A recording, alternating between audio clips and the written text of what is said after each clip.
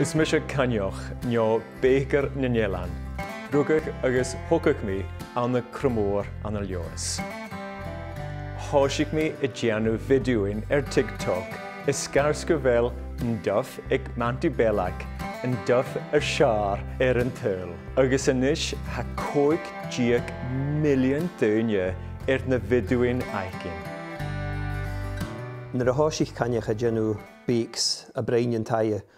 Bheith an gláiste stay mar a bheith thula duine agus ha mismúneach gur de ghlachge ara gúne scas go rá sin nula gas an nún suíochach fiag tŵl. Agus mar sin háisiche le rútbéic bítach ar an mílis a réine le recipe bhá granny.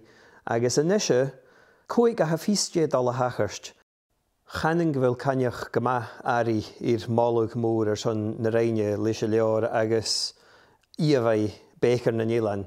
Héad a bhí uamhasach trang leis a rút ionne háisiche, agus háisiche mar rút go maith siimplí, agus ha siarás agus siarás a cha héin a cúr eirp uamhasach agus cria, agus blás, agus tuigse chun a rút agus ha chanan go bhfuil airí málaigh mór. Scas go raibh duine glích, cúineal, cór a hain agus ha sésamh an áirt son na Gael, agus son Alapa, agus son ar Coulter, agus sé rút príse le sin.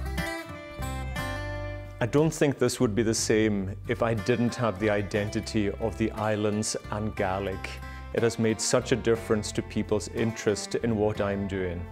My favourite recipes to do when I'm making the videos are ones that have a story as well, be it about Gaelic, about the islands, and so I just don't think it would be the same without the language.